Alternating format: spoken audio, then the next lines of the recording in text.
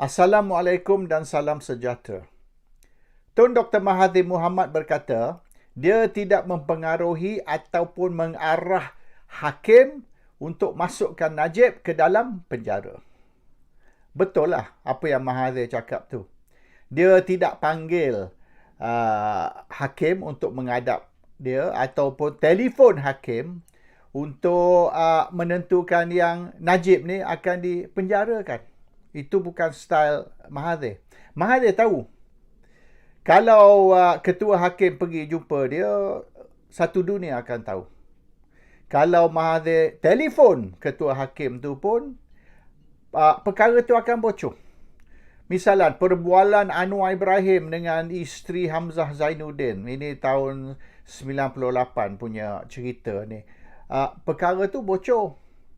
Perbualan Najib dengan Razak Baginda bocor. Perbualan Anwar dengan Zaid Hamidi bocor. Perbualan Najib di mana boleh dengar suara Rosmah di belakang bocor. Dan Latifah Koya semasa tu dia mengetuai SPRM, dia pun telah bocorkan rakaman perbualan Najib. Jadi tak selamat. Did bagi arahan kepada hakim sah. Cara Mahathir bagi arahan kepada hakim tu bukan dengan panggil mereka menghadap ataupun telefon mereka. Kalau Mahathir buat macam tu, perkara ni akan bocor. Tapi mesej Mahathir ni clear. Najib must go to jail. Now, satu lagi perkara. Sebelum mahkamah membuat keputusan tentang Najib ni, Ismail Sabri Yaakob, Perdana Menteri, ada jumpa Peguam Negara Idrus Harun. Mereka ada berjumpa. Dan Ismail Sabri pun nak tanya khabar macam mana kes Najib ni. Apa akan berlaku. Yalah, sebagai Perdana Menteri, dia kena ambil berat juga kes bekas Perdana Menteri Malaysia. Jadi, dia ada tanya. Dan Idris Harun memberi briefing lah kepada Ismail Sabri tentang perjalanan kes dan apa yang akan berlaku. Dan mereka telah bincang tentang permohonan Najib sebab perkara ni telah dibincang lebih awal lagi. Pemohon Najib untuk lanjutkan masa, postpone lah 3-4 bulan supaya dia boleh tukar hakim, tukar lawyer, tukar peguam. Dan memohon untuk masuk ni bukti-bukti baru. Dan peguam Najib ni perlu 3-4 bulan untuk prepare supaya dia boleh resubmit lah dia punya pleading dan sebagainya. Dan AG semasa itu dalam perjumpaan dengan Perdana Menteri, dia kata tidak ada halangan sekiranya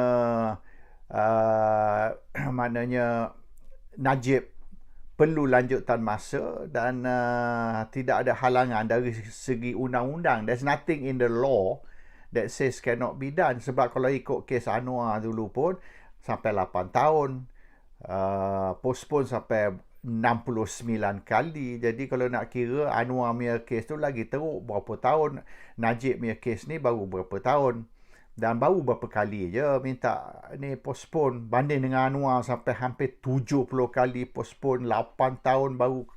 Jadi boleh lah, maknanya boleh dipertimbangkan. Tapi apabila permohonan dibuat untuk tangguh masa 3-4 bulan, ketua hakim tolak. Jadi yang sebenarnya Ismail Sabri pun terkejut, because pandangan Ismail Sabri masa tu tidak ada halangan. Dan perbincangan dia dengan AG tu kata, yalah ikut undang-undang tak salah, mana there's nothing wrong with this, boleh dipertimbangkan. Tapi apabila permohonan dibuat, ditolak oleh ketua hakim. Jadi Perdana Menteri pun terkejut lah, sebab dia rasa benda ni dah selesai, macam mana pula sekat. Jadi that one is confirm. Mungkin Ismail Sabri bincang perkara ni dengan Peguam Negara, tetapi ketua hakim tak ikut oleh kerana ketua hakim sudah terima arahan dari pihak keempat. A fourth party was involved. Jadi tak payahlah kita ni cerdik sangat untuk nak memikirkan apa berlaku. What happened? How come ketua hakim ni lari daripada pendapat Peguam Negara? So kita fahamlah di situ, maknanya above AG, above Prime Minister, there is another fourth power more powerful than Prime Minister and AG. Dan orang ni lah yang kontrol perjalanan mahkamah dan perjalanan perbicaraan Najib Tun Razak. Assalamualaikum. Salam sejahtera.